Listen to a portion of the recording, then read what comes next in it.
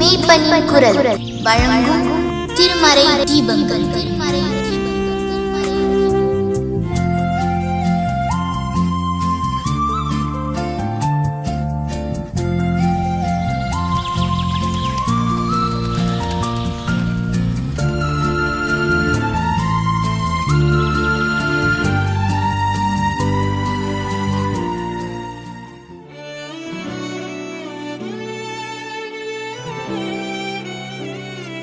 ஆனந்தமே சமூகமே, பேரின்பமே உங்க பிரசன்னமே. ஆனந்தமே சமூகமே, பேரின்பமே உங்க பிரசன்னமே. உங்க சமூகத்திலே ஒன்று கூடியுள்ளோம், உங்க பிரசன்னத்திலே களி கூற வந்தோம். உங்க சமூகத்திலே ஒன்று கூடியுள்ளோம், உங்க பிரசன்னத்திலே களி கூற வந்தோம். இருக்கின்றேன் என்று சொன்னீரே, இருப்பதாலே நன்றி சொல்வேனே. இருக்கின்றேன் என்று சொன்னீரே, இருப்பதாலே நன்றி சொல்வேனே. ஆனந்தமே சமூகமே, பேரின்பமே உங்க பிரசன்னமே. ஆனந்தமே சமூகமே, பேரின்பமே உங்க பிரசன்னமே.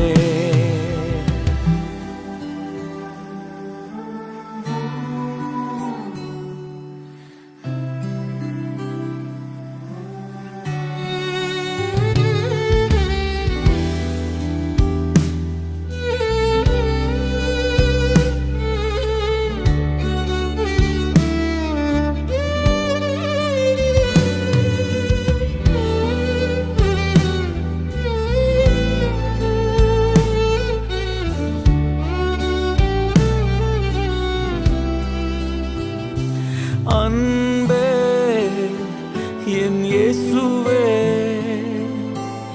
உயிரே என் உறவே. அன்பே என் இயேசுவே, உயிரே என் உறவே. ஆனந்தமே சமூகமே, பேரின்பமே உங்க பிரசன்னமே.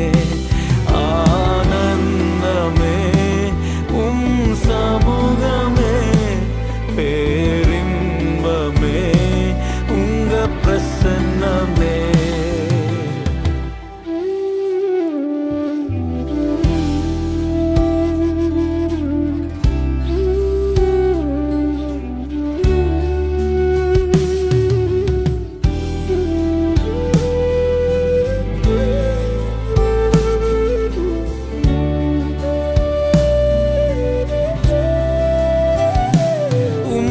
பாடுவதே என் மேன்மை, உறவாடுவதே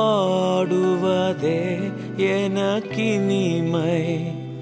உம்மை பாடுவதே என் மேன்மை, உறவாடுவதே எனக்கினிமையோ.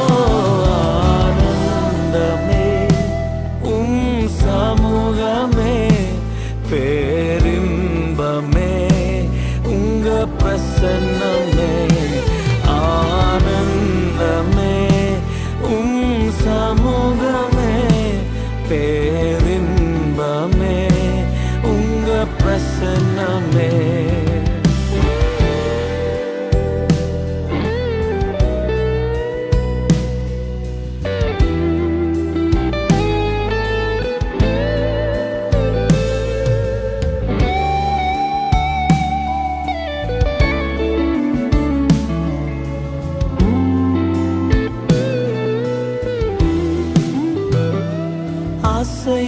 அசைவாடும் அசைவாடும் அனல் மூட்டும் அசைவாடும் அசைவாடும் அசைவாடும் ஆவியானவரே அசைவாடும் ஆவியானவரே நீர் அசைவாட அசைவாட. ஓ கிறிஸ்துவின் சாயல் எங்களில் திருப்தி ஆகிறதையா. நீர் அசைவாடுகிற இடத்தில் சந்தோஷம் உண்டு. நீர் அசைவாடுகிற இடத்தில் விடுதலை உண்டு. நீர் இருக்கிற இடத்துல ஆனந்தமும் நித்திய பேரின்பமும் உண்டு.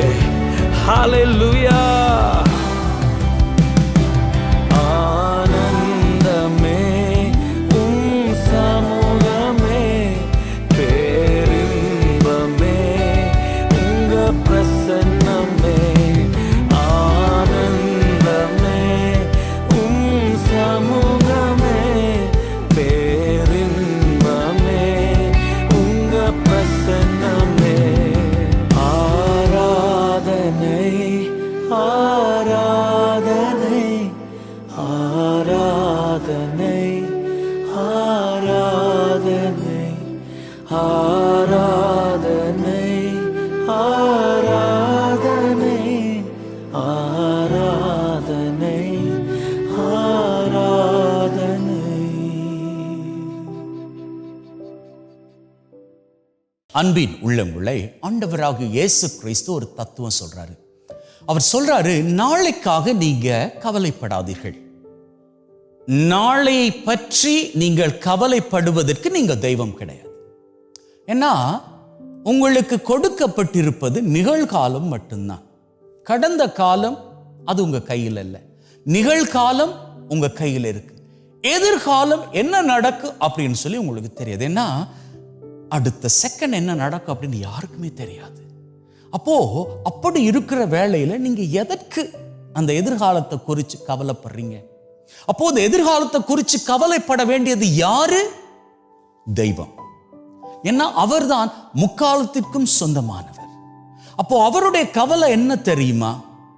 அவருடைய கவலை, ஏன் இந்த பையன் இந்த பொண்ணு நாளைய குறித்து கவலைப்பட்டுக்கிட்டு இருக்கிறான்? ரொம்ப சிம்பிளா சொல்றேனே, இன்னைக்கு நாம கண் விழித்தது நாம தெய்வத்துக்கு நன்றி சொல்வதற்கு. ஒருவேளை நாளை நாம கண் விழிக்கல் அப்படின்னு சொன்னா பரலோகத்தில் கண் விழிக்க போகிறோம். அங்கே போய் அவருக்கு நாம் நன்றி சொல்ல போகிறோம். அவ்வளவுதான் வாழ்க்கை. அப்போ என்ன நடந்தாலும் நம்முடைய வாழ்க்கையில் சந்தோஷத்தை மட்டும்தான் தெய்வம் எதிர்பார்க்கிறார். அதான் அழகாக சொல்வாங்க இல்லையா, யாரும் சாவை பார்த்து கவலைப்பட தேவையில்லை. ஏன்னா நாம உசுரோடு இருக்கும் பொழுது அதை பார்க்கவே முடியாது. அது வர்ற நேரத்தில் நாம இருக்க போவதே கிடையாது. ஆகவே எதற்கு நாம நாளையை குறித்து கவலைப்பட வேண்டும்? அதற்காக எதுவும் சேர்த்து வைக்க கூடாது. சேர்த்து வைக்கணும். பேங்க்ல பணம் போட்டு வைக்கணும். ஒரு நல்ல வீடு கட்டணுமா, கட்டத்தான் வேணும். பசங்களுக்கு படிப்பு நல்லபடியாக வர வேண்டும். அப்படி என்பதற்காக அவர்களுக்கு நல்ல படிப்பை கொடுப்பதற்கு நல்ல ஸ்கூலை நாம தேர்ந்தெடுக்கணும். இப்படியான எதிர்கால திட்டங்களை எல்லாம் நம்ம நல்லபடியாக போட்டு வைக்கணும். ஆனா என்ன, அவையெல்லாம் சுயநலமானவையாக இருக்கக்கூடாது. அப்படி இருந்து விட்டால் என்ன நடக்கும்? நாம இந்த உலகத்துல இருந்து கடந்து போனதன் பிறகு நாம சேர்த்து வைத்தவை எல்லாம் என்னாகும்? வீணாக போய்விடும். அப்போ நீங்க ஒரு பேங்க் அக்கவுண்ட் திறந்து பணம் போட்டு வைத்திருக்கிறீர்கள் அப்படின்னா அது உங்களுக்கானது மாத்திரம் கிடையாது, உங்க குடும்பத்திற்கானது. சரி, நீங்க சேர்க்கிற பணம் அதிகமாக இருக்குமாக இருந்தா உங்க குடும்பத்தை தாண்டி நீங்க உங்க பக்கத்து வீட்டில் இருக்கக்கூடிய ஒரு பையனுக்கோ பொண்ணுக்கோ படிப்பு செலவுக்காக நீங்க உதவி பண்ணலாம். அது போன்றுதான் எல்லா காரியங்களும். நீங்க எதிர்காலத்தை குறித்து நீங்க கவலைப்படக்கூடாது. வேண்டுமாக இருந்தால் எதிர்காலத்தை குறித்து நீங்க திட்டம் போட்டு வாழுங்கள். நீங்க திட்டம் போட்டு வாழுகிற வேளையில் அந்த திட்டத்துல நீங்க மட்டும் இருக்கக்கூடாது. உங்களை சுற்றி இருக்கிறார்கள், உங்க குடும்பம் எல்லாரும் அடங்கி இருக்கணும். அப்படி இருக்கிற வேளையில் தான், ஒரு வேளையில இன்றோடு இந்த வாழ்க்கை முடிந்தாலும் கூட நீங்க தெய்வத்தின் சன்னிதானத்துக்கு போனதன் பிறகு அங்கிருந்து கீழே பார்க்கிற வேளையில, நான் என்னால் முடிந்தவரை தெய்வம் எனக்கு கொடுத்த வாழ்க்கை வைத்துக்கொண்டு நன்மையான காரியங்கள் எல்லாருக்கும் கூடுமான வரை பண்ணிவிட்டு வந்து இருக்கிறேன் அப்படின்னு சொல்லி அந்த நிலையில நீங்க மன நிறைவு அடைவீர்கள். அன்பின் உள்ளங்களை நாளையை குறித்து கவலைப்பட வேண்டாம் அப்படின்னு ஆண்டவர் சொன்னது. நீங்க நாளைக்கு நான் இதை பண்ணணுமே இதை பண்ணணுமே அப்படின்னு பதறி இன்றைய நாளை வீணடிக்க வேண்டாம் அப்படி என்பதாகும். இன்று கொடுக்கப்பட்டிருக்கக்கூடிய இந்த நாளை சந்தோஷமாக வாழுங்கள். இந்த சந்தோஷத்தை பெருக்கிக் கொள்ளுங்கள். உங்களால் முடியுமானவரை நீங்க சந்தோஷமாக இருந்து உங்களை சார்ந்திருக்கிறார்களை சூழ்ந்திருக்கிறார்களை அவர்களையும் சந்தோஷப்படுத்தி வாழுங்க. அப்படி வாழுகின்ற வாழ்க்கை தான் உண்மையான ஆசிரியின் வாழ்க்கை. அந்த வாழ்க்கையை நீங்களும் வாழ்ந்து உங்க குடும்பத்தையும் வாழ வைத்து வாழ்விலே மகிழ்வோடு எந்நாளும் ஆண்டவரது ஆசிரியில் பங்கு கொள்ள வாழ்த்துகிறேன். ஆமென்.